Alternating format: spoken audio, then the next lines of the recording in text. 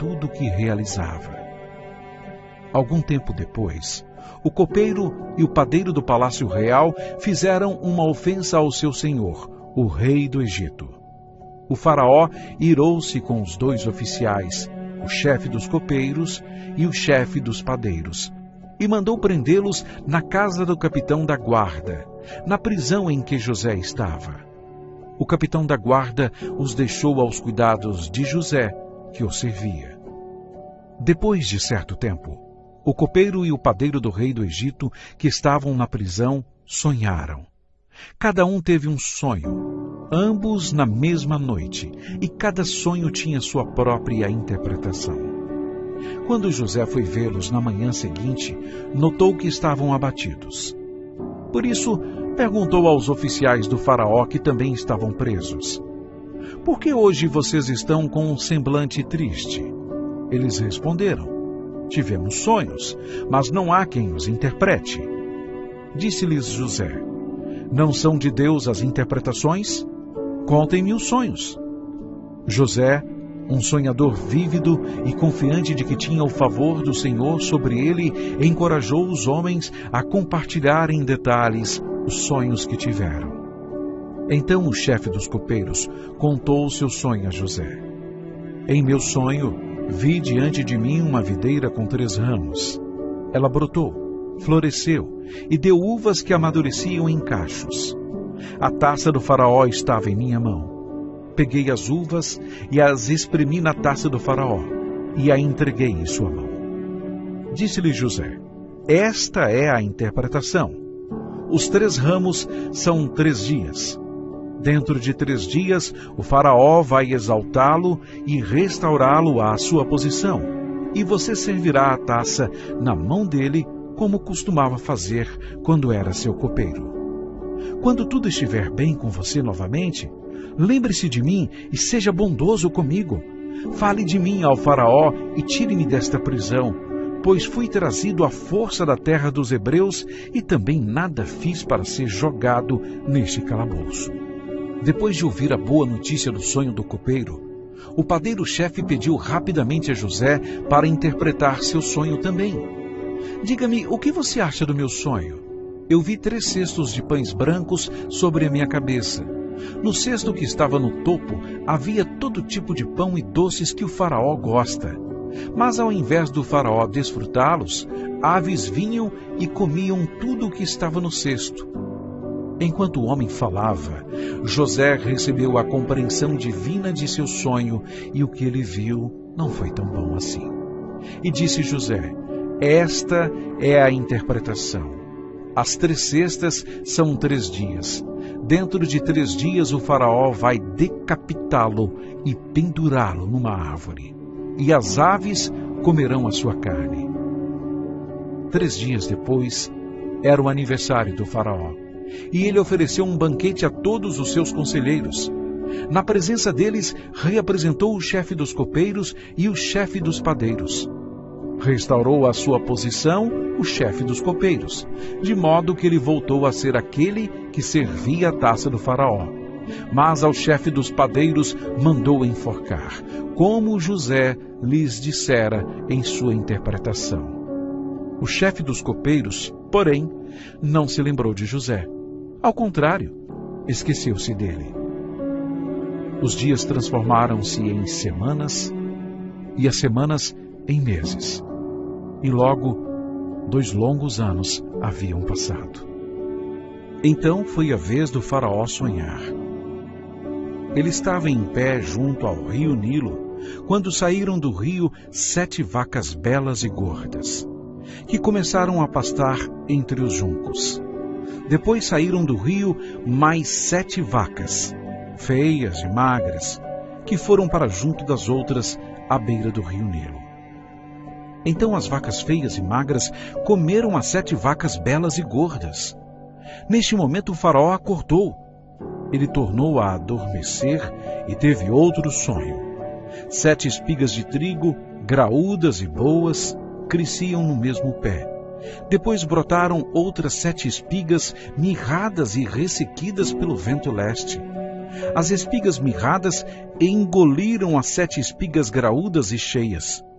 Então o faraó acordou. Era um sonho.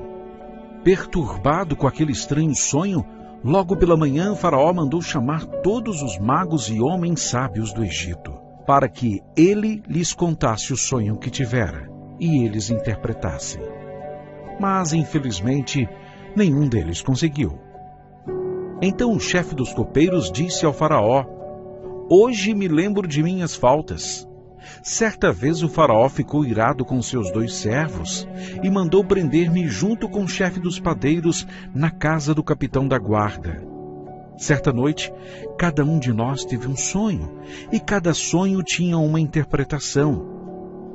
Pois bem, havia lá conosco um jovem hebreu, servo do capitão da guarda.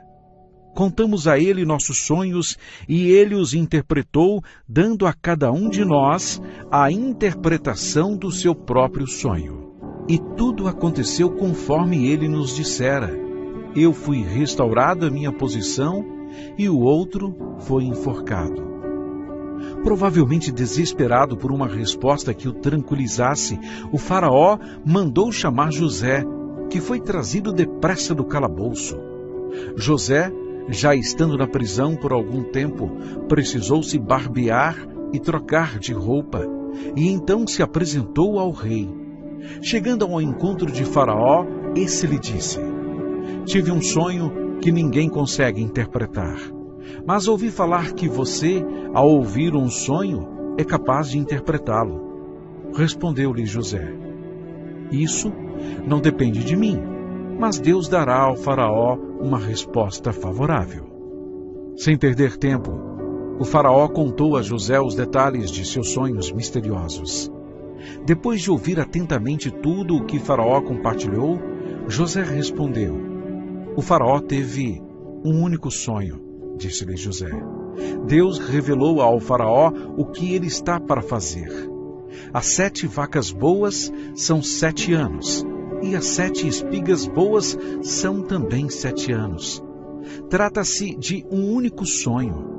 As 7 vacas magras e feias que surgiram depois das outras, e as 7 espigas mirradas queimadas pelo vento leste são 7 anos. Serão 7 anos de fome." É exatamente como eu disse ao faraó. Deus mostrou ao faraó aquilo que ele vai fazer. 7 anos de muita fartura estão para vir sobre toda a terra do Egito. Mas depois virão 7 anos de fome. Então, todo o tempo de fartura será esquecido, pois a fome arruinará a terra. A fome que virá depois será tão rigorosa que o tempo de fartura não será mais lembrado na terra. O sonho veio ao faraó 2 vezes, porque a questão já foi decidida por Deus, que se apressa em realizá-la. Procure agora ao faraó um homem criterioso e sábio, e coloque-o no comando da terra do Egito. O faraó também deve estabelecer supervisores para recolher 1/5 da colheita do Egito durante os 7 anos de fartura. Eles deverão recolher o que puderem nos anos bons que virão e fazer estoques de trigo, que sob o controle do faraó serão armazenados nas cidades. Esse estoque servirá de reserva para os 7 anos de fome que virão sobre o Egito, para que a terra não seja arrasada pela fome. O plano pareceu bom ao faraó e a todos os seus conselheiros. Por isso o faraó lhes perguntou: "Será que vamos achar alguém como este homem, em quem está o Espírito Divino?" Disse, pois, o faraó a José: "Uma vez que Deus lhe revelou todas essas coisas, não há ninguém tão criterioso e sábio como você. Você terá o comando de meu palácio, e todo o meu povo se sujeitará às suas ordens. Somente em relação ao trono serei maior que você." E o faraó prosseguiu: "Entrego a você agora o comando de toda a terra do Egito." Em seguida, o faraó tirou do dedo o seu anel de selar e o colocou no dedo de José. Mandou-o vestir linho fino e colocou uma corrente de ouro em seu pescoço. Também o fez subir em sua segunda carruagem real, e à frente os arautos iam gritando: abram caminho. Assim, José foi colocado no comando de toda a terra do Egito. O faraó deu a José o nome de Zafenate-Paneia, e lhe deu por mulher Azenate, filha de Potífera, sacerdote de On. Depois, José foi inspecionar toda a terra do Egito. José tinha 30 anos de idade quando começou a servir ao faraó, rei do Egito. Ele se ausentou da presença do faraó e foi percorrer todo o Egito. Durante os 7 anos de fartura, a terra teve grande produção. José recolheu todo o excedente dos 7 anos de fartura no Egito e o armazenou nas cidades.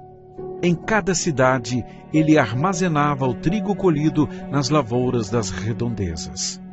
Assim, José estocou muito trigo, como a areia do mar. Tal era a quantidade que ele parou de anotar, porque ia além de toda medida. A vida estava ótima, e além da prosperidade da terra, José viu prosperidade em sua linhagem, se tornando pai de 2 filhos.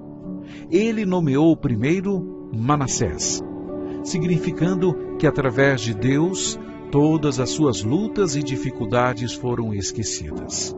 Ao segundo ele deu o nome de Efraim, pois Deus o fez prosperar na terra onde tinha sofrido. Mas, inevitavelmente, os 7 anos prósperos e aquele tempo de fartas colheitas chegaram ao fim, e logo a fome alcançou os egípcios. Na verdade, houve fome em todas as terras, mas em todo o Egito havia alimento. Quando todo o Egito começou a sofrer com a fome, o povo clamou ao faraó por comida, e este respondeu a todos os egípcios: dirijam-se a José e façam o que ele disser. Quando a fome já se havia espalhado por toda a terra, José mandou abrir os locais de armazenamento e começou a vender trigo aos egípcios, pois a escassez se agravava em todo o Egito. E de toda a terra vinha gente ao Egito para comprar trigo de José, porquanto a fome se agravava em toda parte. Quando Jacó ouviu que havia grãos à venda no Egito, então ele instruiu seus filhos a pararem de reclamar e irem ao Egito para comprar alimentos para suas famílias. Todos os filhos de Jacó, com exceção de seu filho mais novo, Benjamim, partiram para o Egito. Temendo que algum mal, como aconteceu com José, acontecesse com Benjamim, Jacó não o deixou ir. Os filhos de Jacó estavam entre muitos outros que foram comprar trigo por causa da grande fome que se alastrava. Ao chegarem no Egito, os irmãos de José foram levados até ele, governador da terra, e se curvaram diante dele. Assim que ele os viu, José reconheceu seus irmãos. Mas ele agiu como se fossem estranhos, e falou com eles asperamente: de onde vocês vêm? Não sabendo que era com José que eles estavam falando, os homens responderam: da terra de Canaã, para comprar comida. José lembrou-se dos sonhos que havia tido deles se curvando diante dele. Não disposto a revelar quem era ainda, José os repreendeu dizendo que eram espiões vindo para ver onde a terra estava desprotegida. Eles responderam: não, meu senhor, teus servos vieram comprar comida.